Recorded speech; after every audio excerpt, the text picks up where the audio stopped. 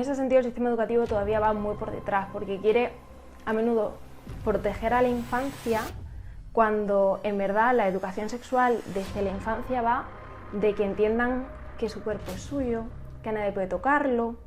Especialmente en las mujeres se ha encontrado que hay una mayor satisfacción sexual después de los primeros encuentros, es decir, no vayas al primer encuentro sexual creyendo que va a ser el más placentero. Hay investigaciones que correlacionan positivamente la salud cardiovascular y la longevidad con la frecuencia sexual. No tengo que forzarme si para mí casi no tiene importancia el sexo. Con el envejecimiento también hay una madurez que sabe a qué cosas dar importancia. Entonces, el pic de satisfacción sexual en las mujeres no se alcanza hasta los 40. ¿Cuáles son los síntomas más comunes de enfermedades de transmisión sexual? Que los anticonceptivos hormonales, los que encontramos en las farmacias, es decir, que sean populares, no significa, y que pasen los estándares de seguridad, no significa que no tengan riesgos a nivel individual que quizá tú no quieres asumir. El medidor de la calidad de vida y de la longevidad, incluso por encima del dinero, son las relaciones de calidad. Muy buenas a todos, bienvenidos a otro capítulo más de 1%. Hoy tenemos un podcast diferente, hoy estamos con una sexóloga importante que ha venido a tener una charla interesantísima con nosotros. ¿Qué tal? Bienvenida. Muchas gracias. Lo primero, agradecerte, que estamos en pleno verano con estos calores, estamos aquí en el cuarto con casi 30 grados y aún así has venido y estás con nosotros aquí. Te lo digo porque mucha gente en verano, ya sabes, te dice que no solo por no andar y tal, así que agradecerte que hayas venido. Así que si quieres empezamos un poquito presentándote, coméntanos un poquito cómo te metiste en este mundo, cómo trabajáis, etcétera, si te parece. Claro. Pues antes que sexóloga, soy psicóloga. Exacto. Entonces, mientras iba estudiando la carrera, estudiaba aspectos súper interesantes de la mente humana, cómo se adquiere el lenguaje, diferencias incluso en cómo podemos percibir visualmente el mundo según las necesidades del lugar en el que nacemos, según las lenguas que hablamos, o sea, factores súper interesantes, y sin embargo la sexualidad en toda la carrera no se veía nada. Entonces sentía que para trabajar con gente real que tenía una sexualidad y que a veces sería un quebradero de cabeza, necesitaba aprender más de ella. Y también el que yo misma, mientras iba creciendo, había tenido muy poca educación sexual y estaba centrada en usar preservativo. Y ya está. Vale. Entonces parecía como que no había más mundo, o incluso que después no llegase a la población real, ¿no? O sea, cuando una persona tiene pareja pero no sabe sobre su propio cuerpo, eso también se trata de educación sexual. Por supuesto. No es A, B, C y utiliza preservativo. Claro. Antes de entrar un poquito más a fondo, nos vas a explicar ahora cómo trabajas, etcétera, y la historia tuya. ¿Por qué hay tanta falta de educación sexual en general en la sociedad? Creo que tiene que ver con la incomodidad que nos genera afrontar temas que nos imponen, ¿no? Entonces, que este es un tema que evidentemente todo el mundo tiene un cuerpo, todo el mundo tiene una sexualidad, no es lo mismo en sí que la interacción sexual con otra persona, ¿no? Pero se relaciona como se relaciona una persona con otros, con ella misma, sienta culpa o conecte muchísimo con su placer. Todo el mundo tiene un cuerpo y todo el mundo tiene una sexualidad. Y probablemente la educación sexual se utiliza más que la fotosíntesis, que la estudiamos o estudiamos trigonometría. Claro. Y sin embargo, también hay muchas trabas a nivel legal, que esto tiene que ver con la política, para llegar a integrarlo en el sistema educativo. Entonces, en ese sentido, el sistema educativo todavía va muy por detrás, porque quiere a menudo proteger a la infancia cuando en verdad la educación sexual desde la infancia va de que entiendan que su cuerpo es suyo, que nadie puede tocarlo. a reconocer las partes del cuerpo y a decir ese comportamiento de esa persona es raro, voy a decir solo a papá o a mamá. O sea que en verdad la educación sexual en la infancia protege a los niños, no va de enseñarles a tener sexo. Vale, o sea, es más enfocado a la protección sexual, ¿no? A que sepan cuando algo está bien, cuando no, cuando hay, pues, yo qué sé, tocamientos que no debería haber, etcétera, Claro. ¿no? Y que aprendan a diferenciarlos y en el caso de que ocurra, pues Y a decirlo lo antes posible. transmitirlo, ¿no? Vale. Entonces, por lo que tengo entendido, tú estás de acuerdo con que en el colegio se enseñe la educación sexual, ¿no? Que pueda hasta llegar a ser una asignatura incluso. No sé si lo establecería como una asignatura, porque no creo que tenga que ser algo que... Bueno, ya, igual no conlleva tanto Claro, estudio. pero sí que los profesores estén formados en educación sexual. Vale. Porque primero ayuda a detectar precozmente, no podemos a veces evitar lo que puede hacer un adulto, pero sí detectarlo lo antes posible. Entonces, Vale. si un alumno se da cuenta que hay un comportamiento extraño en un niño, por ejemplo, puede ser normal en la infancia, que sobre todo en la primera infancia, en infantil, que hay una exploración, que tengan curiosidad por el otro sexo, por el cuerpo, pero por ejemplo si hablan de prácticas que solo se conocen en el mundo adulto, eso sí es una llamada de atención. Eso Vale. sí sería extraño y un profesor tiene que saber darse cuenta. Vale, o sea, más que, claro, vale, te entiendo a dónde quieres llegar. O sea, más que enseñar lo que conlleva el sexo es darse cuenta de que el tutor, ¿no? Llegue a darse cuenta de qué actitudes no son habituales en un niño, ¿no? Claro. Y saber atajar el problema antes de que eso vaya más, ¿no? Claro. ¿Cómo se llega a eso? ¿Cómo se llega a... Porque habría que... O sea, ¿cómo haría... tendrían que hacer un curso, supongo, de sexología o lo que sea, ¿no? En plan, ir a charlas o lo que fuese para empezar a detectar esos problemas, ¿no? Claro, esto tendrían que integrarlo ya desde la facultad de magisterio y también que fuese un aprendizaje constante, o sea, Vale. que periódicamente hubiese formaciones con el profesorado y también con los padres. También es un tema duro cuando hablamos de la primera infancia, ¿no? O sea, aquí lo estoy separando un poco de los adolescentes con quienes sí se debe hablar de sexo, Vale. que pueden haber tenido más parejas sexuales con 16 años que sus padres y que sin embargo todavía muchas veces van de puntillas, ¿no? A hablarles de eso. Hablando de esta primera infancia, ahí no hablamos de sexo en sí, pero que sí entiendan su cuerpo, sus límites y que la mayoría de los abusos ocurren en el entorno familiar. O sea, muchas veces estamos hablando de la figura de abuelos, tíos, también puede ser alguna tía, aunque es menos frecuente. Vale. Y también puede ser profesores cercanos, personas que tienen cercanía a un niño, porque si no, un niño normalmente solo se relaciona con sus amiguitos y su familia y poco más. Vale. ¿Y qué consejo darías tú para aprender a detectar ese tipo de situaciones? Suponiendo que estamos hablando de un niño que, en ese caso, por ejemplo. Pues preguntarle sin juicio y sin condicionarle, porque claro, como no queremos probablemente obtener una respuesta que hace confrontar a otro adulto, sentirse mal, hay muchas situaciones que ni se plantean, ¿no? que puedan estar ocurriendo. Claro. Entonces, siempre está el apoyo de los psicólogos infantiles, en ese caso, y entender que hay que escuchar al niño sin condicionarle y que se expresa como un niño. O sea, que a veces, por ejemplo, no crean algunas niñas porque les dicen que... o sea, utilizan un vocabulario pues, el que tienen, ¿no? Claro. Entonces dicen, ¿cómo va a ser esto así? Bueno, pues hay que ponerse en la mentalidad del pequeño en este caso. Igual no lo describe como nosotros lo describiríamos, pero deberíamos poder ser capaces de entender lo que dice, ¿no?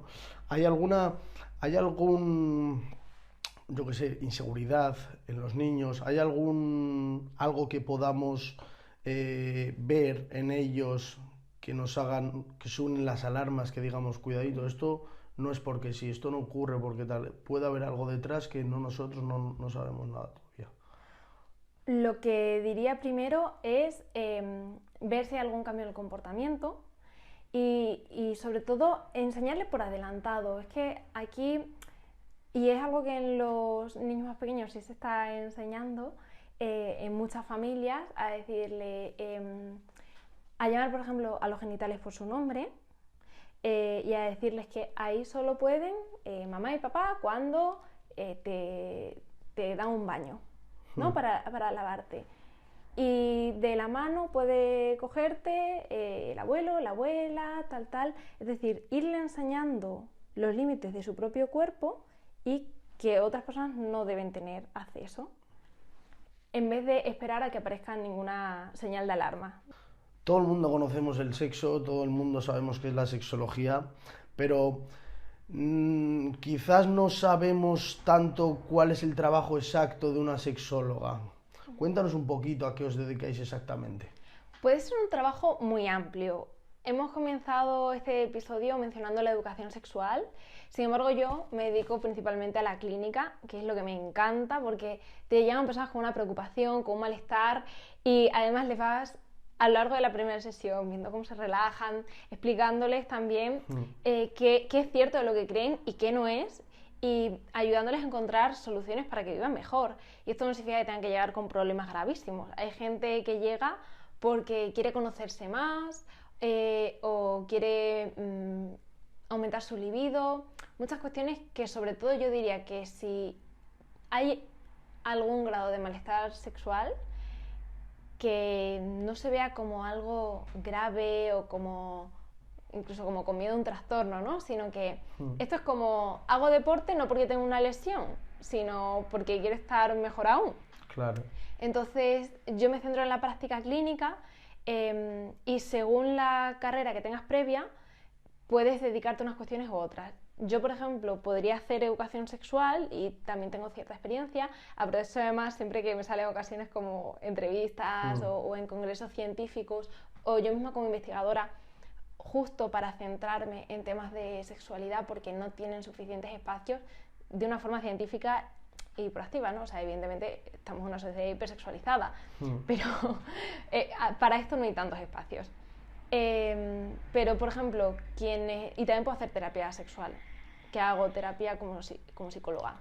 Pero terapia sexual en pareja, claro, supongo, ¿no? No, o psicosexual individual, por ejemplo, para ansiedad en el sexo o anticipatoria, que hace que no se pueda tener una erección completa, o también ante tener miedo al dolor en la penetración, bloqueos sexuales. Todo esto lo puedo trabajar que una persona que sea sexóloga pero no sea psicóloga o psiquiatra, claro, no podría. Claro, porque o sea, estamos hablando de sexo, pero también tiene su parte de psicología, ¿no? O sea, al final es un cómputo de las dos cosas que si no manejas una te va a costar más pues hacer la otra, ¿no? Pero ¿cuáles son los problemas más habituales que encuentras tú en tus terapias, en tus citas? Pues por sexos, muchas mujeres que quieren poder disfrutar más y sin embargo han tenido siempre una relación ansiosa en relación con el sexo, no se conocen, tienen dificultad para alcanzar el orgasmo o para pedir a su pareja, para comunicar. Vale, y una pregunta que me hago yo, hablando justo de lo que me acabas de decir, ¿el no llegar al orgasmo es culpa, o sea, es culpa tuya porque no, o sea, o es culpa de la otra persona también porque no ¿Entiendes la pregunta? Sí. O sea, porque al final el sexo es cosa de dos. Bueno, también es verdad que hay sexo tal, pero cuando hablamos del sexo de dos y no llegas al orgasmo, ¿es culpa tuya como tal porque no estás concentrado, porque no tal, o es culpa de ambas partes en realidad? La culpa, esto se lo digo a los pacientes tal cual llegan por la puerta, la dejamos fuera. O sea, no vamos a ir buscando culpables, Vale. incluso Sí, es ni fea la palabra. responsables. O Cierto. sea, lo enfoco más desde tener poder sobre esta situación. Vale. Porque si pienso que tengo culpa, me martirizo, pero si pienso que tengo poder, Está veo las claro. oportunidades. Entonces, hay poder en la misma persona, hay poder también en la pareja, no solo con las prácticas que se hacen y en cuanto a técnica, que es una visión, algo que todavía no se entiende, es esto, que los adultos en general tienen sexo, pero no significa que entiendan la mente de lo que hay detrás del sexo, ¿no? O sea, muchas veces se cree que es el tacto, apretar aquí, dar, tocar de X forma lo que genera el placer, y el placer en verdad es la conversión de las señales en el cerebro. Es decir, que lo mismo que a mí me acaricia mi pareja y puedo sentir placer y excitación sexual, si esa misma estimulación la hace un desconocido en el metro, me va a dar grima. Yeah. Entonces, no hay que obsesionarse con lo físico de la estimulación, que también se puede aprender mucho más, Claro, está pero claro. también entender la parte que hay de mi predisposición psicológica, mi relajación, la atmósfera que hemos creado, si estoy presente en ese encuentro o estoy en mi mente pensando en cómo me va a ver la otra persona, qué está pensando, si me sale un Michelin, si me sale papada, qué pensará de mi Claro. erección. O sea, porque al final eso es como estar aquí y estar ahí. Protagonista, observador, cambiando todo el rato. Claro, porque no estás, o sea, si tú estás pendiente a ver si la persona con la que estás teniendo sexo le va, o sea, no le vas a gustar porque tengas más tripa o menos tripa, porque por lo que sea al final no estás concentrado y no disfrutas igual, ¿no? ¿Qué influencia tiene, o sea, qué importancia tiene? Porque hoy en día, bueno, no sé si la mayoría o no, pero cada vez hay más sexo sin amor, sin sentimiento real. ¿Qué importancia tiene el amor en el sexo? ¿Se percibe de una manera diferente? ¿Es importante? ¿No? Cuéntame un poquito. Esto tiene tantos matices, Ya. pero me gusta mucho la pregunta. Hay que entender que no hay una respuesta generalizada para todo el mundo y sobre todo no para todos los momentos de la vida. Vale. Especialmente en las mujeres se ha encontrado que hay una mayor satisfacción sexual después de los primeros encuentros. Es decir, no vayas al primer encuentro sexual creyendo que va a ser el más placentero que tengas con esa persona. Puede que haya un componente de otras sensaciones más emocionales que podamos valorar y también del guión que se sigue en los primeros encuentros, ¿no? Que pues en el primer encuentro quizás haces lo que te apetece y también lo que crees que es esperable, y después cuando coges más confianza pues ya empiezas a expresar lo que a ti te gusta en particular, ¿no? Entonces eso el vínculo con la persona también lo favorece. El sexo también es una forma de comunicación entre las personas, pero creo que el avance que está habiendo en el número de parejas sexuales, en la fugacidad también en este sentido, pero incluso en las personas que buscan, por ejemplo, vincularse con parejas, vemos como describen que el mercado está muy mal. Pues encaja mucho en nuestros tiempos acelerados, ¿no? Como sociedad, quiero decir. Y si en otro momento comentamos sobre las infecciones, pues también tienen mucho que ver con el aumento de las interacciones sexuales con personas nuevas. Vale, y cómo, o sea, hemos hablado un poquito de los gustos, o sea, a ver si te he entendido bien. Porque claro, no he entendido la última parte que me has comentado de las infecciones, o sea, ¿qué relación tiene eso con...? Porque cada vez hay más relaciones sexuales esporádicas Y por lo tanto, ¿no? Pues si en esas relaciones no se utilizan los métodos anticonceptivos que hay que utilizar, ¿no? Pasan las infecciones que cada vez son más habituales, ¿no?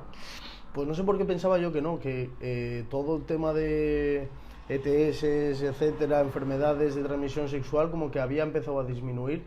Para nada. Para nada. En los últimos 10 años vemos un aumento disparadísimo, Sí, que solo baja en 2020 por motivos obvios. Claro. Con mayor distancia social y también cierta desconfianza, ¿no? de la interacción con las personas, pero ya ha vuelto a haber un repunte y se ha continuado en ese ascenso desde 2021 y ahora mismo vemos que se están usando menos el preservativo. También ahora que el VIH no es mortal, que vemos que hay una mayor calidad de vida. Claro. Se ha perdido también el miedo y aunque se conoce que hay muchísimas otras infecciones, no por ello es algo que las personas no tienen tan presente y de nuevo porque no queremos pensar en las cosas incómodas, ¿no? Entonces, entre que hay más contactos con personas nuevas y que se utiliza menos el preservativo, estamos viendo unas tasas que se superan cada año de la mayoría de infecciones. O sea, se ha perdido el respeto porque igual las enfermedades no son tan, graves como, hace tiempo el VIH no había cura, supongo, hace relativamente poco, ¿no? Cuando los 80, que sí, los picos, etcétera, había muchísima enfermedades tal y se tenía cierto respeto, ¿no? Porque la gente moría de ello, ¿no? Hoy en día igual la mortalidad no es tan grande y por eso se ha perdido el respeto, ¿no? Puede Claro, ser. Al final hay que entender que nos guiamos por emociones. O sea, incluso, por ejemplo, a la hora de invertir en bolsa. Son cuestiones muy emocionales. Entonces, cuando pienso que algo puede ser muy peligroso para mí, voy a tener una tendencia a retraerme, ¿vale? Cuando tengo miedo. Antes también, por ejemplo, podríamos ver una emoción frecuente, que no digo que sea la ideal de asco, que es también la de algo puede ser peligroso, me distancio, ¿no? Entonces, que podía haber en algunas personas hacia el sexo, y no digo que esta sea una emoción muy positiva, pero hay que entender que todas las emociones nos aportan algo como animales. Entonces, el miedo, no tengo que vivir con miedo, pero si soy capaz de adelantar que puedo tener un problema dentro de un mes o dentro de 3, o para la fertilidad, por ejemplo, en el momento en el que me lo plantee, si me lo planteo, pues puedo hacer algo por mí yo del futuro. Vale. Y también en ese sentido estamos en una sociedad cada vez más cortoplacista y de la inmediatez. Y eso no nos beneficia a la hora de tomar decisiones en el largo plazo. Claro. Entre eso y la falta de educación sexual que hemos comentado antes, ¿no? Es la combinación perfecta para que las enfermedades sigan saliendo y las estadísticas sigan aumentando. ¿Cómo se desarrollan los gustos sexuales de una persona? ¿Eso se desarrolla desde la infancia? ¿Es en base a tus experiencias? ¿En base a lo que ves?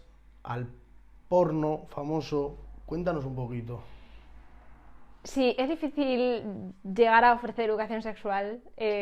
Imagínate llegar a estudiar como en esos primeros años, ¿no? O sea, podemos estudiar con adultos, es decir, de una persona bastante formada. Vale. Pero casi todo, incluso en medicina, tiene una influencia múltiple. Entonces, tienes factores culturales, factores de experiencias que tú hayas vivido, de cómo también te relacionas tú con los otros.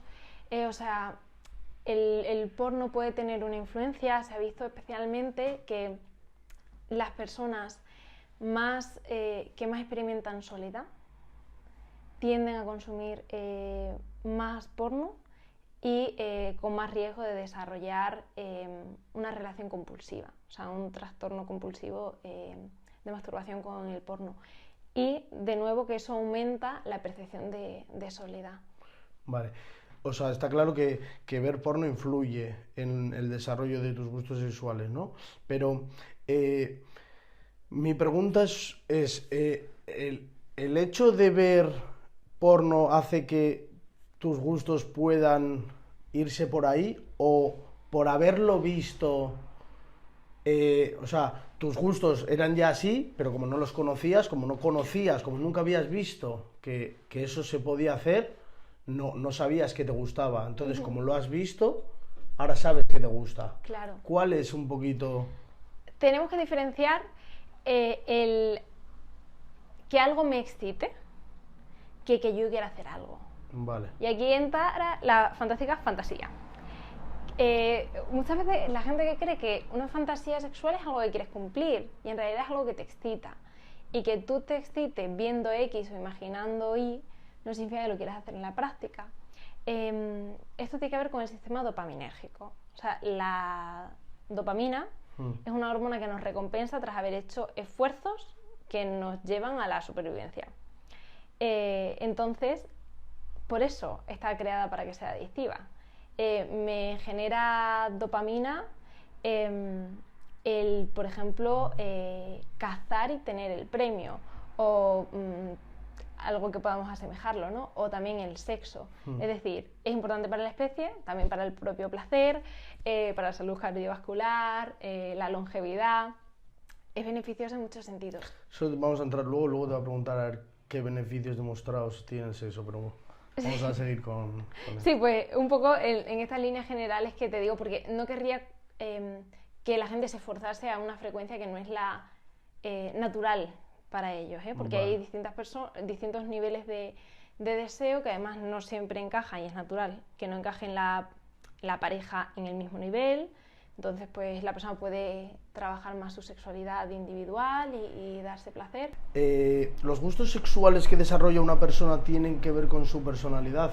Es decir, ¿es posible que una persona con carácter, en la calle, fuerte, que se la ve, que le gusta llevar... O sea, que le gusta que se le haga notar, que le gusta mandar, etcétera, luego puede ser que sexualmente le guste ser una persona sumisa? ¿Está relacionado o...? Ahí es muy, muy interesante sobre la complementariedad que se busca. Vale. Después en el placer, donde uno se relaja y quita un poquito las formas, como opuesto al rol que puede tener en su vida. Y esto también se veía en mujeres muy líderes, muy dominantes en su propia vida, que por otro lado les pudiese gustar soltar el control y dejarse llevar o dejarse mandar, dentro de que sea evidentemente prácticas elegidas y como un roleplay. Por eso digo que no significa que por que algo te excite, que te defina como persona, ni que haya que cambiar esos gustos, ¿no? O que te puede excitar, fantasear con algo, pero bueno, es parte de esa fantasía. No llegamos a saber al 100% cómo se generan los gustos sexuales. Lo importante aquí ¿es un gusto acaso nocivo? Porque imagínate que es... Claro. Hay prácticas que pueden tener que ver con tener sexo grupal sin protección. Puede ser muy excitante para una persona, pero le puede conllevar problemas graves a su salud y también a nivel global, ¿no? Si lo ves como sociedad. O que te guste directamente hacer el amor con dos personas teniendo pareja y a tu pareja no le guste y lógicamente es algo También. que a ti te gusta, pero no, porque al final es cosa de dos, ¿no? ¿Tú crees que hacen falta más sexólogos?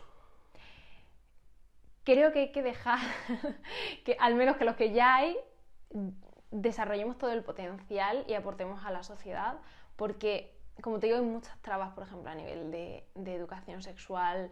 También sería fantástico incluirlo en el sistema sanitario. Pero todavía todo esto va por detrás de la realidad, o sea, va por detrás de las necesidades de las personas, y por eso creo que también a nivel privado lo estamos sabiendo satisfacer, porque evidentemente las personas tienen preocupaciones o tienen malestar o quieren seguir creciendo. Claro. Así que me encanta también cuando alguien llega a consulta porque quiere disfrutar más, conocerse más, y no solo porque tenga un malestar o una preocupación, ¿no? ¿Y cómo es el proceso para...? Porque claro, yo diría, yo sin conocer cómo trabajáis vosotros y hablando bajo mi ignorancia, yo diría que para aprender a desarrollarte sexualmente, o sea, tienes que aprender tú, ¿no? Que no puedes, o sea, sí, te pueden aconsejar, te pueden decir intenta esto, intenta lo otro, ¿no? Pero al final es una cosa tuya. ¿Cómo hacéis vosotros los profesionales para ayudar a la gente a desarrollarse, a que aprendan a, pues a tener relaciones más placenteras, etcétera? Pues aquí podemos ayudar mucho como psicólogos también, Es ¿eh? que cada persona es un mundo, por eso Claro, voy. pero dentro de que todos seamos únicos, compartimos una naturaleza. O sea, que puede haber, al igual que en los casos de medicina, ¿no? Un caso que no encaja en los manuales, en lo que hemos aprendido, pero bueno, sabemos de qué lado del cuerpo está el apéndice y también cómo funciona la mente humana. Vale. Entonces, no te voy a decir cómo trabajen todos los sexólogos, pero te voy a decir cómo trabajo yo. Yo tengo tanto consulta online como consulta presencial. La presencial es en Cáceres. Vale. Y ahí trabajo terapia individual y también terapia de pareja. Entonces, llega gente que viene por la parte de psicología, por ejemplo, que desea reducir la ansiedad, que es un tema que me encanta.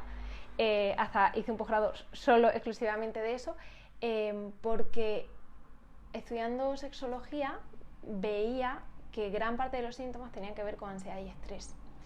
Y vemos mucho de este malestar, lo vemos en personas de 30 años, 35, 40, con un estrés laboral muy, muy alto. Entonces, yo tengo esta parte presencial y también online. Normalmente cuando llega una persona ya le he dado unas cuantas vueltas a este tema y yo trabajo tanto yo personalmente, en persona, como online. Trabajo con una compañera psicosexóloga fantástica también y eso, y los casos que más solemos atender pues tienen que ver, aunque me digas que uno se conoce a sí mismo, nuestra mente funciona evitando el malestar y buscando el placer. Y a veces eso nos mete en líos. Por ejemplo, cuando no sé bajar el móvil y estoy hasta las 2 de la mañana y pierdo el sueño. O cuando la persona se acostumbra, sin demonizar el no por no, pero se acostumbra a excitarse solo con no por, que es a demanda, lo que quieras, en el momento en el que quieras, y luego con la persona real delante no le parece estimulación suficiente. Claro, o sea que a veces uno mismo se mete sin querer, porque nuestra mente está diseñada para buscar el placer en más complejidades, ¿no? Y ahí un psicosexólogo o una psicosexóloga te puede ayudar a regular tu mente y sacar tu potencial para disfrutar más sin que sea buscando la mecha rápida, ¿no? Claro. ¿Y es posible que de tanto practicar sexo acabes perdiendo el interés? Porque una persona que practica mucho sexo es porque le gusta, pero puede llegar a darse el caso o que simplemente deje de excitarte aquello que hasta el momento te excitaba mucho. ¿Eso puede pasar? Entonces igual, puede que haya una persona que una época de su vida tiene mucho sexo y en el sexo también se buscan más cosas que el propio placer físico. Por ejemplo, se puede buscar estatus, se puede buscar tapar temas de autoestima, el sentirse deseado por la otra persona, se pueden buscar tantas cosas que no hay que reducirlo al placer físico, ¿no? Entonces, más que tener mucho sexo a gano de disfrutar, tiene que ver con el enfoque. O sea, hay personas que pueden tener mucho sexo, o por ejemplo, estoy pensando también en casos profesionales, ¿no? Pues que se podía hacer pues para sentirse que la gente te desea, que la gente va detrás de ti, y aunque la persona estuviese sufriendo a la vez. O sea, es que la vida real muchas veces no es sexo igual a placer. Vale. ¿Y cómo, o sea, hemos hablado de cómo hacéis vosotros para ayudar a gente con problemas sexuales, pero cómo nosotros, los pacientes, bueno, las personas, nos damos cuenta de que tenemos un problema?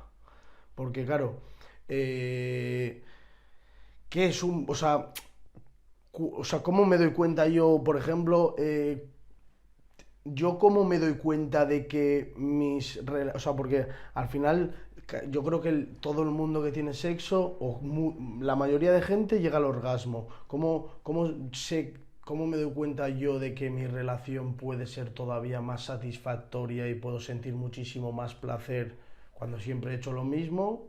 He tenido mi orgasmo normal, como todo el mundo. O sea, ¿cómo te das cuenta de que tienes un problema o de que tus relaciones no son tan satisfactorias como podrían, etcétera? Pues fíjate que gran parte de esto es no obsesionarse. Ahora mismo estamos en el que lo miro y me encanta poder ver otras generaciones para ver también su prisma, ¿no? O sea, porque la experiencia de humanos, según la generación en la que nazcamos, es tan diferente que pareciésemos otra especie. Ahora mismo tienes que aprender a cómo comer. Lo mismo también recibimos mensajes de contabiliza calorías, pero mezcla los champiñones con tal otra cosa. O sea, que parece que hay que aprender para todo. Sí. Para entrenar, para... Y el sexo, por supuesto, no se está quedando atrás, ¿no? Entonces, esta obsesión por sacar el máximo partido...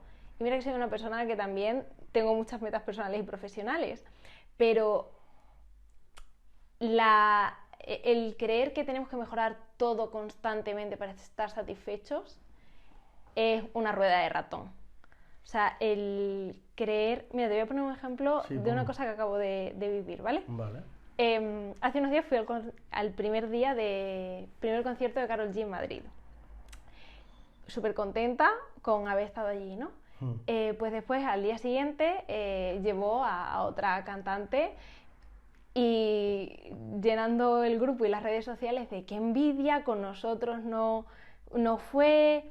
Y ahí, por ejemplo, tendríamos el que me puedo sentir súper afortunada por haberla visto, o me puedo sentir una pringada porque el día que fui yo no llevó a ningún artista especial.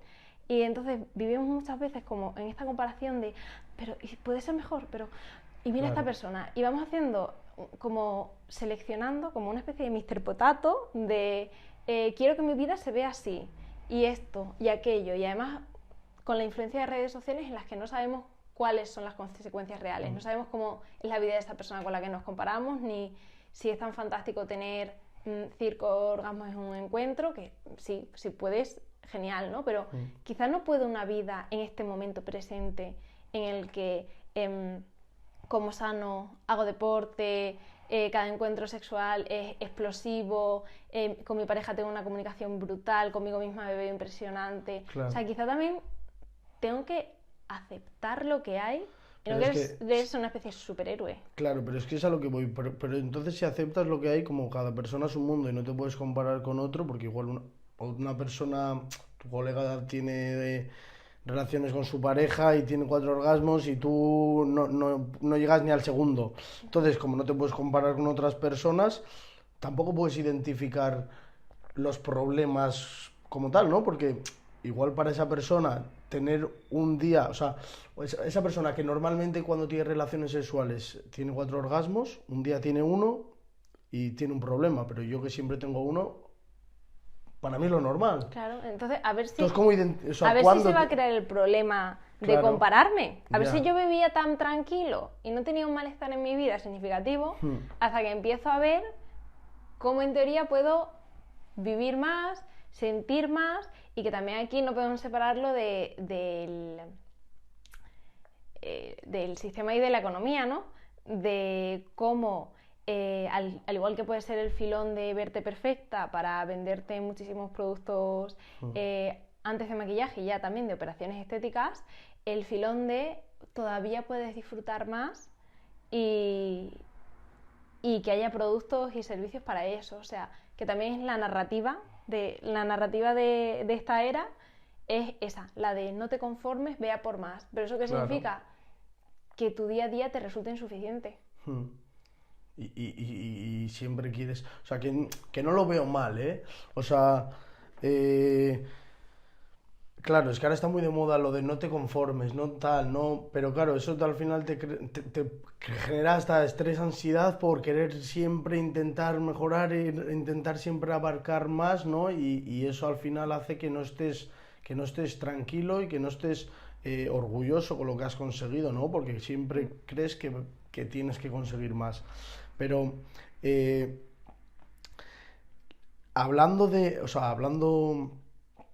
sexo, todos sabemos que tener una vida sexual satisfactoria es beneficioso, pero a nivel científico se ha demostrado que tener sexo no es solo para la reproducción natural de la humanidad, ¿no? Tener sexo te beneficia, o sea, te cambia la vida, digamos, ¿no? Tener una vida sexual satisfactoria. Hay distintos beneficios, ¿vale? Tanto físicos, en longevidad, como psicológicos y sociales de tener relaciones sexuales. Pero hay que entender que no podemos querer imitar lo de otra persona, ¿no? Yo tengo un zapato de la talla 38 y un 41 no me va a venir bien.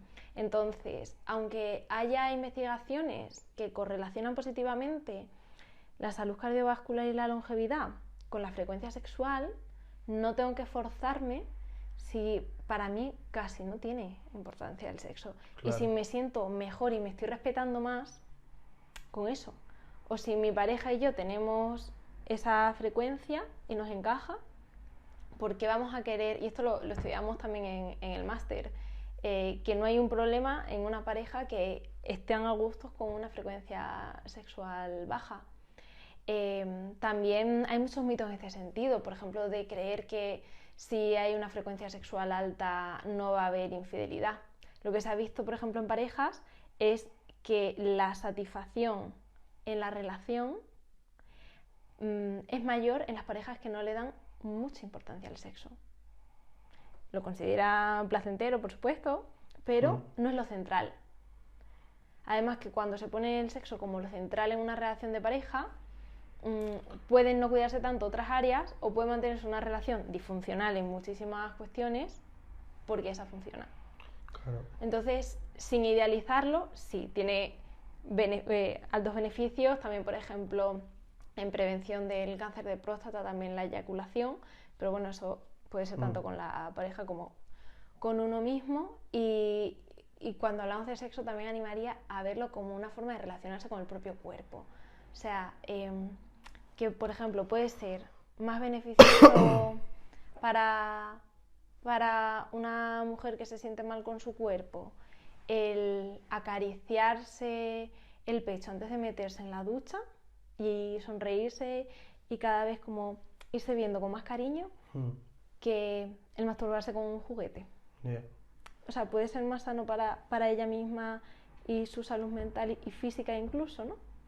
Claro, es que es tan relativo todo, tan depende de qué casos, que yo te puedo hacer una pregunta, ¿no? Pero claro, hay tienes que analizar cada persona tal y en base pues, a muchísimas cosas, el entorno, la personalidad que tenga, todo, su pareja, ¿no?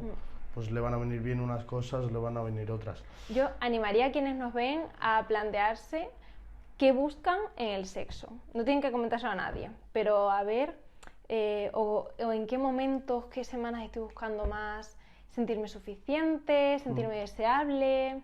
En las mujeres incluso fluctúa según el momento del ciclo. Esto es fascinante. Entonces, pues se ve, por ejemplo, que en torno a la ovulación, que es unas 2 semanas previas a la menstruación, hay una fase más social, más abierta, más enérgica, normalmente con más deseo sexual también, y que eso va oscilando. Entonces yo no puedo exigirme ser siempre lo mismo, querer siempre lo mismo, por eso digo que también compararme con otra persona no me vale. O sea, tengo que entenderme a mí, ver cómo funciono yo y vivir lo mejor posible conmigo. Y con las otras personas, por supuesto, con quienes vivo, ¿no? Lógicamente. Siempre respetando a todo el mundo, ¿no? ¿Cómo cambia, te lo pregunto directamente porque no lo sé, que supongo que sí, porque a mí, pues a medida que vas experimentando y vas probando cosas, pues te van gustando unas cosas más, otras menos, pero según vas madurando, supongo que tu forma de ver el sexo, tus gustos van cambiando, ¿no? ¿Cómo cambia la sexualidad a medida que crecen las personas? Es muy esperanzador, lo que dicen las investigaciones, porque aunque solemos pensar, o sea, está la fama y está la realidad de la revolución hormonal en la adolescencia, también es un momento en el que hay muchísima preocupación por qué pensará la gente con la que me rodeo. Se pone mucho el foco en el otro, ¿no? En la adolescencia se toma también más conciencia de la sociedad, quién soy yo en sociedad. Y entonces, aunque pueda parecer que los primeros años de juventud o los 20, pues es cuando eres un bellezón y piensas que cuando tengas 60 no te vas a sentir así, en realidad lo que vemos es que para la mayoría de la gente, con el envejecimiento también hay una madurez que sabe a qué cosas dar importancia. Entonces, el pic de satisfacción sexual en las mujeres no se alcanza hasta los 40. Al menos en las que ahora tienen 40, esto es lo que se ha visto, ¿no? Se disfruta más con 40 que con 20, porque no estás tan pendiente, por ejemplo, de eso que hemos dicho de cómo se me está viendo, qué está pensando la otra persona. O sea, ¿me estás diciendo que el deseo sexual de una persona depende de cómo ella se ve? Te hablaba de la satisfacción. En este caso te estaba comentando que se disfruta más cuando sabes en qué poner la importancia. Vale. Y que las investigaciones son muy optimistas en este sentido. También, por ejemplo, el clítoris, que es el único órgano que busca exclusivamente el placer, no tiene otra función, no es necesario para la reproducción, pero es una función súper bella, que es la de generar placer. Entonces, no pierde funcionalidad ni sensibilidad hasta la muerte. O sea, sí, toda la vida, aunque el cuerpo envejezca, por ejemplo, sigue dando placer. Y por eso creo que no hay que tener una visión tan negativa tampoco del envejecimiento. Pues eso sería la prueba perfecta para demostrar que el sexo no es solo para reproducirse, ¿no? Porque al final, si tienes algo que solo sirve para producir placer, supongo que no es una... O sea, que sí, que también, y es lo que ha hecho que la humanidad haya sobrevivido, etc. Sí, pero queremos algo más que estar vivos. Pero es que tienden a decir, ahora yo no paro de escuchar que estamos, lo que tú dices, nos estamos convirtiendo en una sociedad un poco fría porque solo buscamos sexo, etcétera, cuando el sexo en realidad solo es para reproducirse, pero no es así, ¿no? O sea, toda la vida ha habido sexo, aunque no, o sea, luego desgraciadamente o afortunadamente, pues, pero la mayoría de veces la gente tiene sexo para disfrutar y no para tal. ¿Qué opinas? Porque claro, ahora que estamos hablando un poquito de la madurez, de cuando nos hacemos mayores y del sexo y tal, ¿qué opinas un poquito de los medicamentos que se utilizan para la erección? Cuando cualquiera quiera mejorar sus sensaciones, que ponga el foco dentro. Al igual que si quiero mejorar mi satisfacción en la vida, qué fácil es decir, pues necesito cuando tenga este coche, cuando tenga esa casa, cuando tenga esa pareja, siempre es como un condicionamiento. O estaré contenta cuando tenga vacaciones, cuando llegue el fin de semana. Y vivo como una espera permanente. Entonces hay que hacerse cargo también de eso, de poner el foco hacia adentro, ¿vale? Y ver, por ejemplo, yo practico técnicas de mindfulness aplicadas a la sexualidad y otras cuestiones en las que no necesito ver vídeos de cómo hacer el pino mientras se tienen relaciones sexuales para que haya más placer y ver con lo que ya hay si puedo intensificar, porque como te digo, el placer es la traducción de señales. Yeah. Entonces, puedo también trabajar en la traducción, es decir, que estas señales se traduzcan por 10, ¿vale? Esto, claro, no te puedo resumir en un podcast cómo hacerlo, pero sí es importante, por ejemplo, lo de dónde pongo mi mente, dónde me estoy condicionando mi felicidad o mi satisfacción. Si estuviese con una persona que tiene este cuerpo o cuando cumpla esta fantasía, por ejemplo, y qué sacrifico por el camino, ¿no? O sea, ver si estoy supeditando mi satisfacción a algo de fuera. Esto lo digo, por ejemplo, para el tema de la medicación, ver que la mayor parte de las dificultades de erección o de eyaculación precoz o retardada no tienen un origen fisiológico, sino psicológico. Entonces, mientras me obsesione con que le pasa algo a mi cuerpo, está genial hacerse una revisión con el urólogo. Una vez que la mayoría de las veces descarta que la causa es fisiológica, tengo que trabajarlo desde la mente. Entonces, no obsesionarse con buscar ungüentos o medicación sin receta por internet de dudosa fiabilidad. En todo caso, habrá mucho por ahí, por cierto, ¿no? Claro. Y eso te da para otro podcast, ¿no? Todo el tema de contrabando que habrá con todos esos medicamentos, etcétera. Pero sí. Fiarse solo de lo que puedas comprar en la farmacia, recetado por un profesional para ti, no pongo amigo, para ti en concreto, y si puede ser o un complemento de esa persona, porque verdaderamente lo que vemos en algunos casos es que hay una necesidad doble, tanto de un origen fisiológico y que ayude en medicación, pero que también ya ha habido un aprendizaje ansioso hacia el sexo y que también tiene que trabajarlo en psicoterapia. Vale. Entonces, bueno, podemos tener el apoyo de la medicación y también una vía psicológica en la que esto no significa estar yendo a terapia eternamente, ¿eh?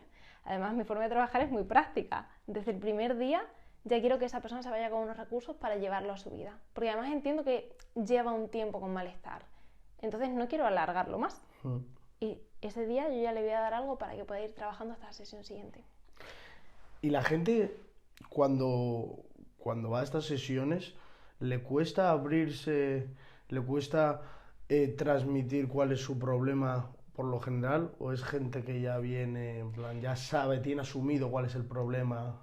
Normalmente vienen un poco nerviosos, pero cogen confianza rápido. Además, en consulta creo que se sienten a gusto y terminan yéndose muchísimo más liberados.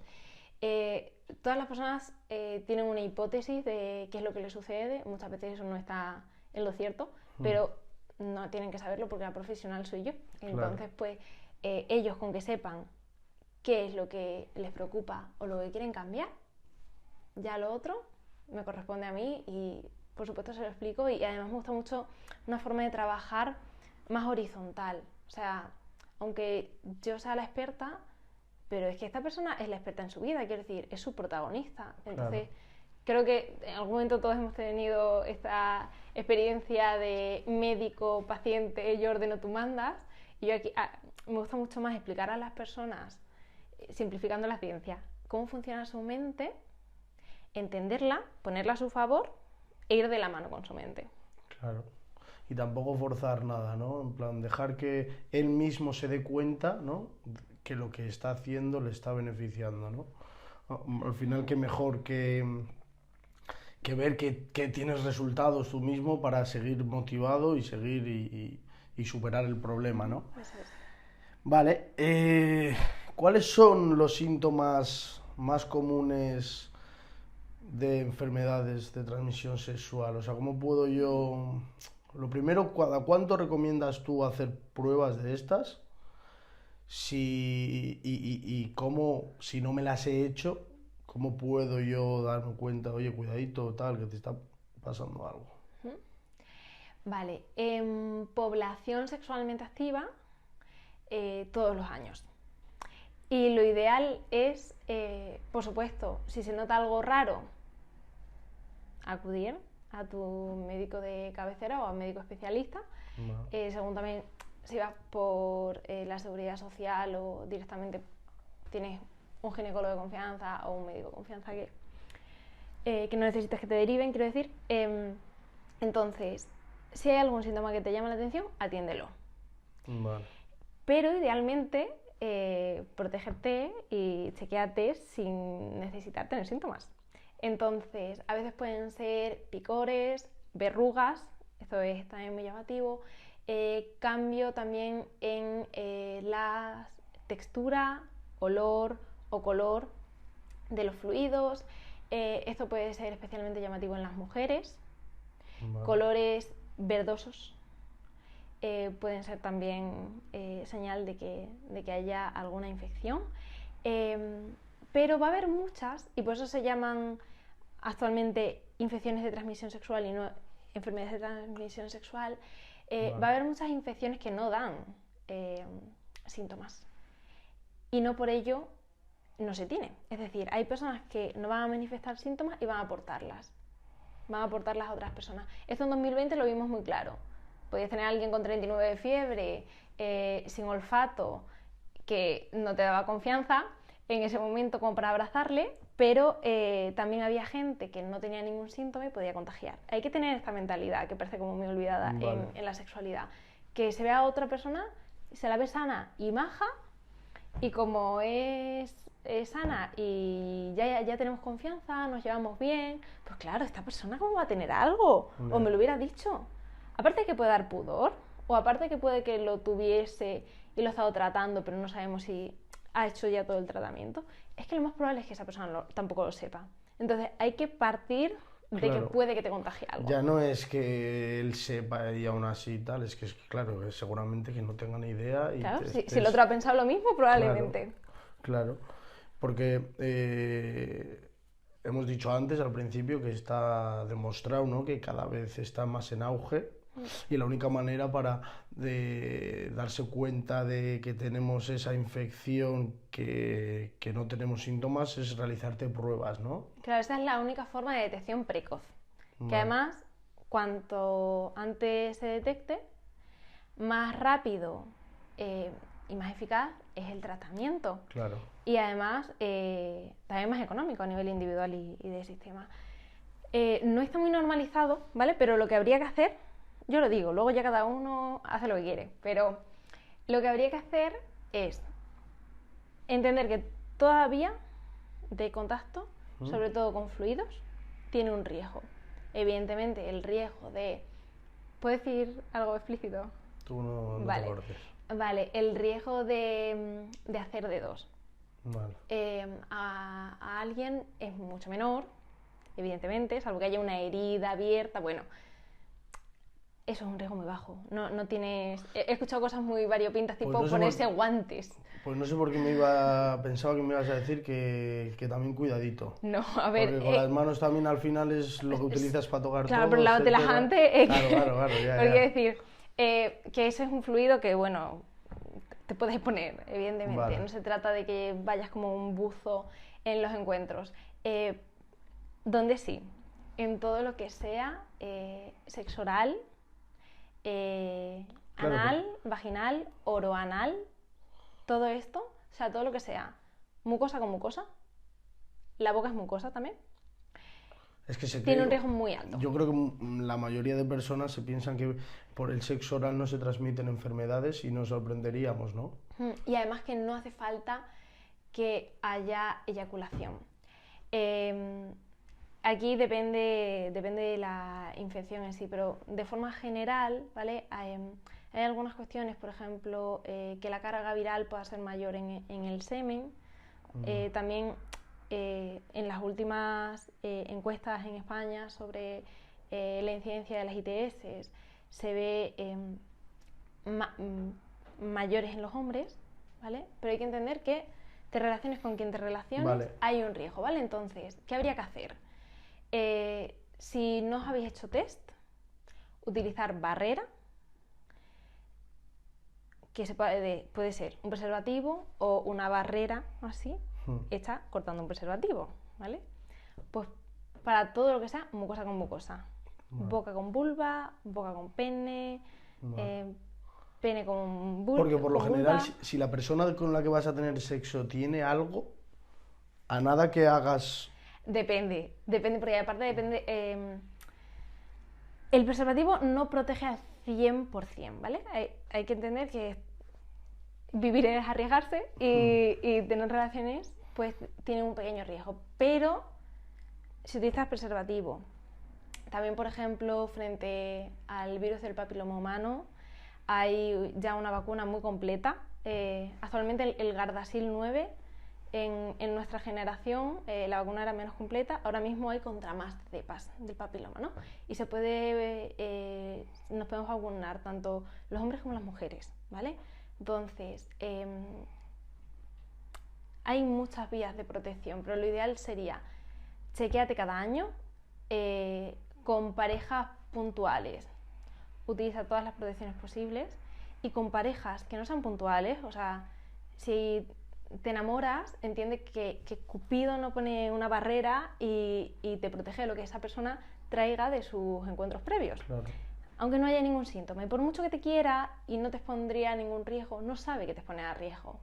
Y tú a la otra persona también vas a quererla proteger. Entonces, haces un test, hay test rápidos. Que no cuesta nada. Sí, y además es que no cuesta nada. O sea, literalmente en nuestro país está cubierto. Puedes hacerte un test rápido de dedo que frente al VIH y también frente a otras infecciones, aunque lo más conveniente sería un análisis de sangre. Pues al igual que te pides el colesterol, pides análisis completos de infecciones. No porque tengas ninguna sospecha. O sea, justo esto es señal de salud. Claro. Muchas veces la gente, yo creo que, pero incluso a mí, o sea, tú conoces a una persona y vas a tener relaciones sexuales y igual decirle 2 horas antes, oye, vamos a la farmacia, queda un poco tal, pero es que en verdad es algo, son 5 minutos que te pueden evitar tener un problema gordo y que al final, chico, pues no sé, si tienes confianza, pues no me parece tampoco para tanto, pero sí que es verdad que al recién conocido una persona, tal, en plan, es como incluso se lo puede tomar a qué me estás llamando a mí, que soy aquí un guarro. Habría que ponerlo de moda. Pero justo por eso, o sea... Pero es importante. Yo entiendo que da apuro, ¿no? Pero lo que puedes hacer entonces es poner más barreras, es decir, pues justo si no hay confianza para pedirle eso, pues evita contacto mucosa con mucosa. Ya, pero... Y aquí cada uno equilibra sus riesgos. Vale. O sea, no puedes decidir por otro adulto, cada adulto hace lo que quiera, pero también puede ser una forma, sobre todo, no te preocupes por lo que vaya a pensar la otra persona, comprométete con tu propia salud. O sea, claro. Si el otro se enfada, pues mira, es que entre el enfado del otro y mi propia salud... Lo estoy haciendo por mí, pero es que lo estoy haciendo por ti también. O sea, deberías incluso agradecérmelo, ¿no? En plan, te estoy demostrando que estamos los dos sanos, tal, mira, todo perfecto, y a disfrutar. Sí, ¿no? eso sería lo ideal, pero bueno, que no podemos convencer a todo el mundo y que al final esto es una forma también de autoestima sexual. O sea, el me cuido, te cuido, claro. Y habrá gente que lo entienda o habrá gente con la que tampoco seas como muy compatible una vez que tengas el encuentro, ¿no? Claro, claro. Algo de lo que te quería preguntar yo también es, porque ha pasado mucho, ¿no? En plan, o sea, o por lo menos más hace tiempo ya estaba, bueno, muy de moda, no, tampoco, pero yo he oído hablar mucho sobre la píldora del día después, etcétera. Que si la tomas más de una vez, pues puedes llegar a ser estéril. ¿Qué tiene esto de cierto? A ver, los cuidados que hay que tener es que no debes tomarlo 2 veces en el mismo ciclo, entender que te estás tomando un pildorazo, ¿vale? No es un método anticonceptivo habitual, o sea, no tengas sexo sin preservativo o sin otro método y después te la tomes. Claro. O sea, tiene que ser reservada para accidentes. Eso es. Especialmente porque imagínate que en ese mismo mes tienes un accidente de verdad. Yeah. ¿Vale? Como todos los anticonceptivos hormonales, tienen un riesgo, entre otros, de trombo, que no es baladí. Entiendo que cuando te planteas porque ha sido un accidente, el riesgo que va a haber de un embarazo no deseado, bueno, pues puedes asumirlo, ¿no? Este riesgo que también puede tener para la salud. Pero no hay que contar con ella si se pueden poner otros métodos antes. Otra forma también de evitar de minimizar, ¿vale? Porque a veces aún así puede haber un accidente, ¿no? Pero de minimizar que lo haya es elegir bien los preservativos. Sabemos cuáles son las marcas más populares, que bien se anuncian en la tele, pero no siempre son las mejores. Entonces hay algunas que van por milímetros, ¿vale? de circunferencia, de grosor del pene. Diámetro. Sí, entonces ahí vas a ver que hay de 48, por ejemplo, es eso, el diámetro te lo pone por detrás de los paquetes de preservativos, te pone milímetros o centímetros, ¿vale? Y ahí Vale. Entonces, cada persona se puede medir y ver qué marca encaja mejor. Algunos estándares van bien, pero para otras personas, pues, es mejor que compren otras que venden. Hay una marca, por ejemplo, que se llama My Size, que tiene para todos los milímetros. O sea, 50, 52, 46. Entonces, elegir la marca adecuada y usar lubricante minimiza el riesgo de que haya un accidente. Y si hay un accidente hay que tomarla lo antes posible, no hay que esperar al día siguiente, porque es más eficaz en las 3 primeras horas que a las 24. Vale.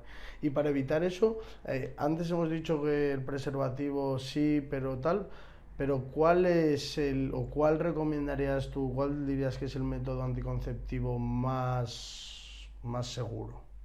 Bueno, esto es muy divertido porque si consultas pues páginas como la OMS, pues te pone que el único método seguro es la abstinencia.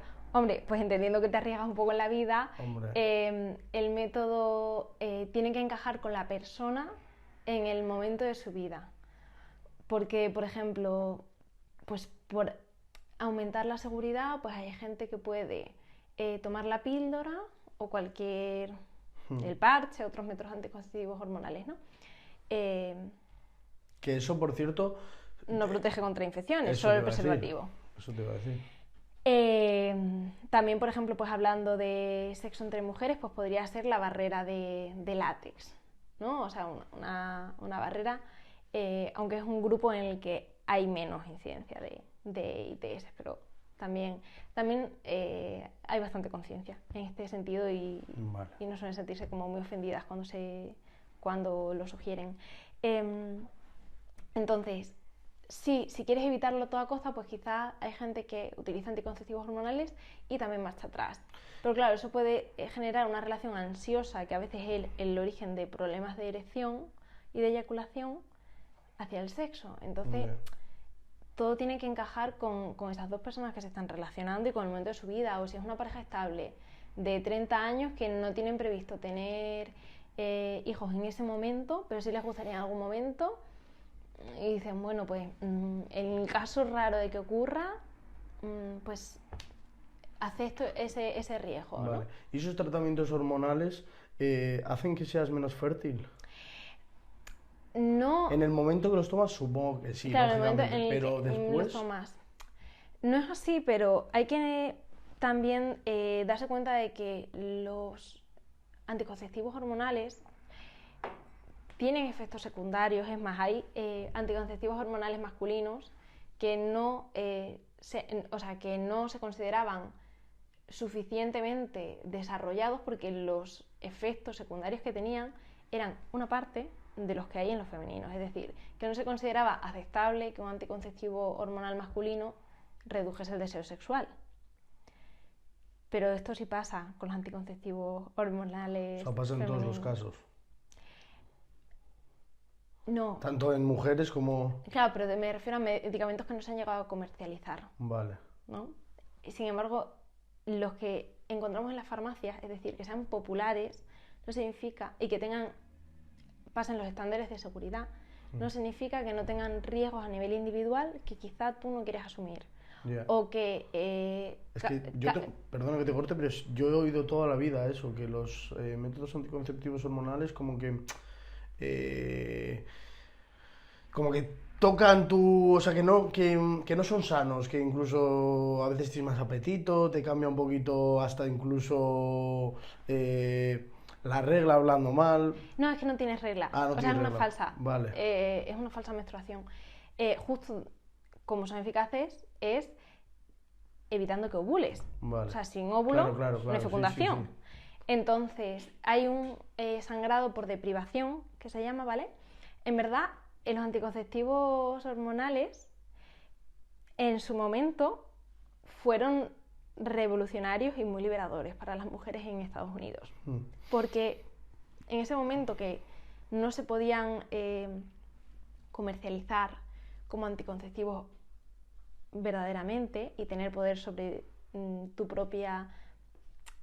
sobre elegir si quieres tener hijos o cuándo tener hijos, ¿vale? Se introdujo, ¿vale? Y pasó el filtro legal y social del momento, gracias a que se vendió como un medicamento para regular el ciclo femenino. Por eso son 28 días, ¿vale?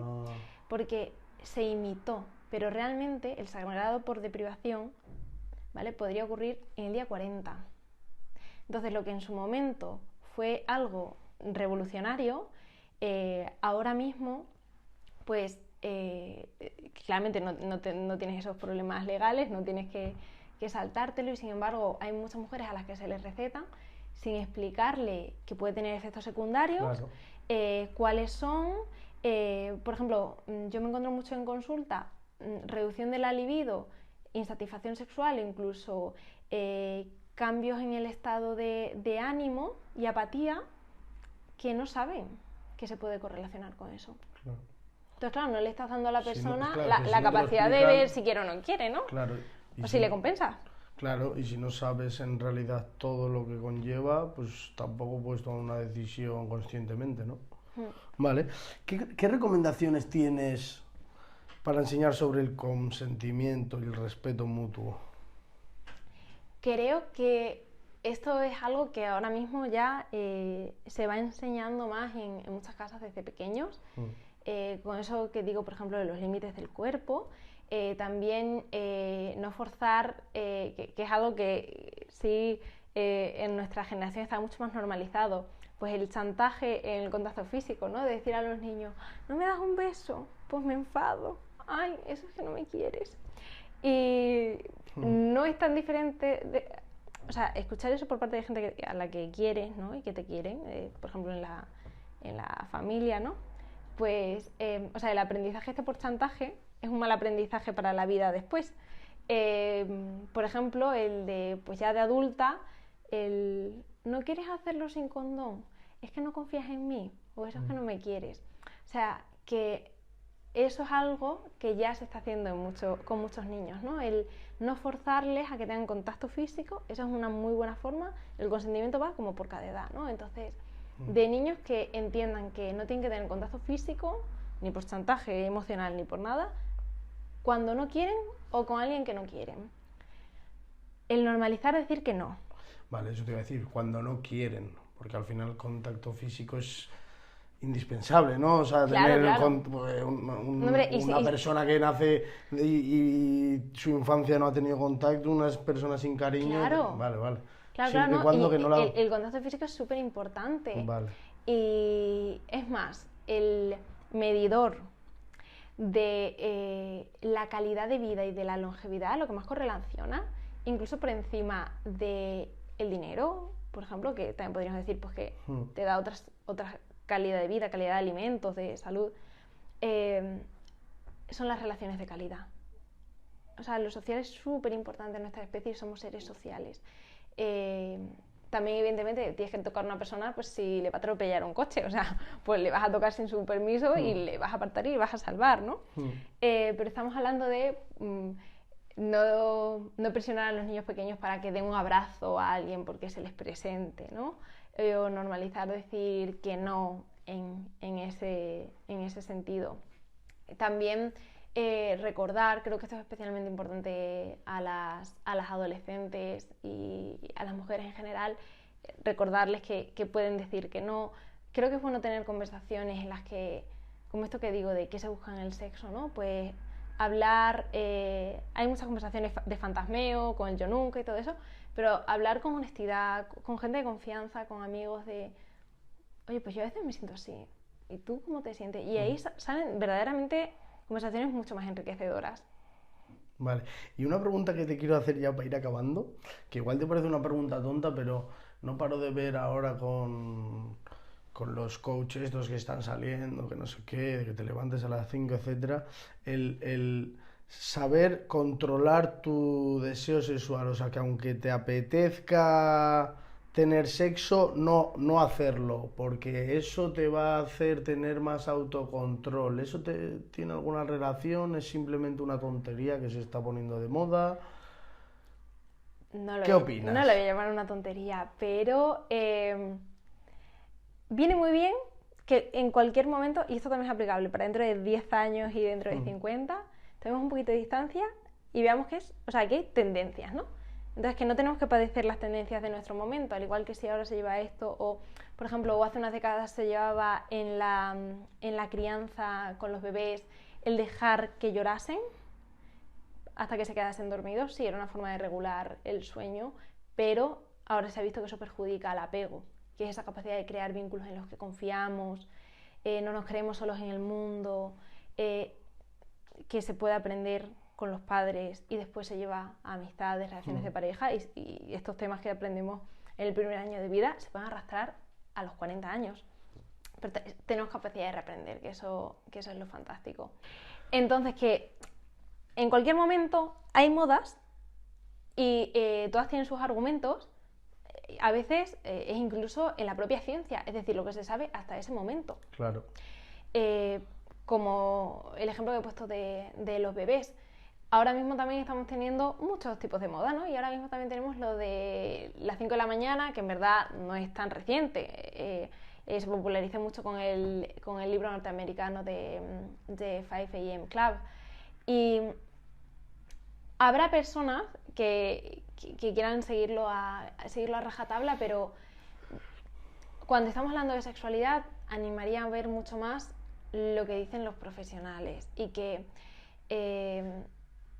puede ser una forma de replantearse cuando se está utilizando la masturbación de una forma compulsiva. Muchas veces también es para evitar emociones. O sea, por ejemplo, si me siento raro, triste y me siento incómodo con eso, pues quizá hago esto y dejo de sentirlo, ¿no? Yeah. Entonces, que no nos creamos nada al 100% y que la sexualidad en general es sana y no tienes que imitar tampoco lo que te diga alguien que encuentras por internet. Pero por lo general, o sea, sí que es verdad que yo entiendo que no tienes que satisfacer todos tus deseos. Ahora me apetece comprarme, yo qué sé, lo que sea, pues si no me lo puedo permitir, ¿no? O aunque me lo pueda permitir, a veces es hasta bueno, ¿no? O sea, me apetece un caprichito, pero bueno, ya me lo compraré más adelante, tal. Igual bien está bien, pero no es algo que tengamos que practicar porque tiene algún beneficio científico o algo, ¿no? Si te apetece tener sexo con tu pareja, a los dos os apetece, ¿por qué vas a dejar de hacerlo, no? Es lo que como si eso tuviese algún beneficio, claro. Y no hay que estar buscando, por ejemplo, aunque sepamos que puede ser más sano comer tantos gramos de brócoli combinado con no sé qué, o sea, no te tienes que hacer una especie de superhumano, porque todo tiene un coste en la vida. O sea, incluso el tiempo que invierto quedando con una amiga quizá no sea tiempo que estoy dedicando a otra cosa, pero es positivo. Entonces todo el rato estoy tomando decisiones. Claro. No hace falta seguir a rajatabla todo lo que tiene evidencia científica. En mi vida personal puedo priorizar y no tengo que informarme de absolutamente todo, intentando sacar lo máximo. Y mira que soy una persona que aspira mucho, pero me di cuenta de que también hay un estrés asociado a claro. Todas estas exigencias. Entonces mira qué es lo más importante para tu vida y date tiempo también para evolucionar, ver qué encaja, qué no, me quedo con esto no lo reproduzco tal cual como me dice este gurú de internet. Incluso, oye, pues dentro de unos meses quizás implemente un cambio nuevo. Lo que sí animaría también a las personas es a tener un rato de silencio, que además si vemos en las distintas zonas del mundo y en los distintos momentos, yo por ejemplo estoy estudiando chino desde hace un año y medio y me he abierto un poquito más a la cultura.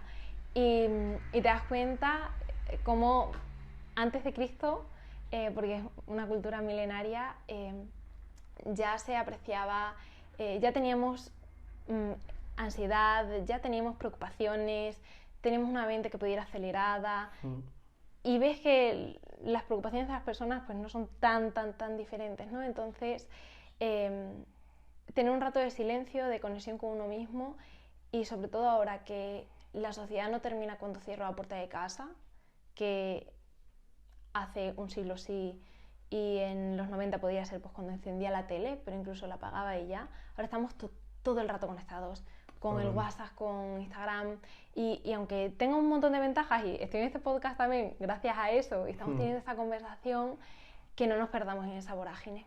Claro, al final se trata de mantener un equilibrio en todo en general, ¿no? Ver lo que te beneficia, ver lo que no, y ir creándote a ti mismo, ¿no? Poco a poco.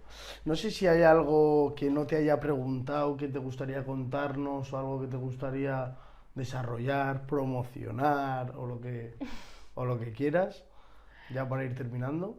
Pues más que hacerme promoción a mí, que sí me encantará que visitéis mi proyecto, tanto en Instagram como en YouTube también, que hay muchos vídeos que os pueden interesar, además enfocados cada uno en una temática muy concreta. Por ejemplo, el más popular, que tiene más de 4 millones de visitas. 4 millones, ¿eh?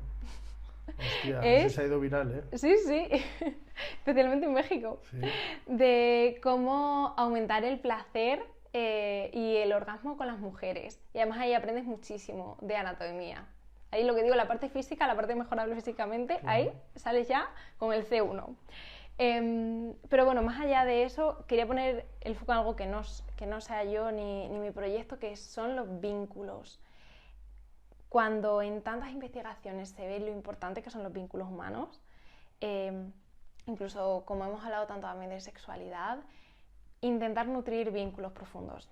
O sea, veo también en consulta todo lo que cambia la vida o todo lo que la limita. Si yo siento que en el fondo no puedes confiar en la gente, que la gente al final no está para ti, que no puedo contar mis problemas, esto se refleja en todo, en si confío a la hora de conocer a una pareja o no me suelto del todo, en con quién comparto mis problemas, en si puedo tener conversaciones honestas de sexualidad y no fantasmas con juegos de beber o por internet lo que dice la gente desconocida.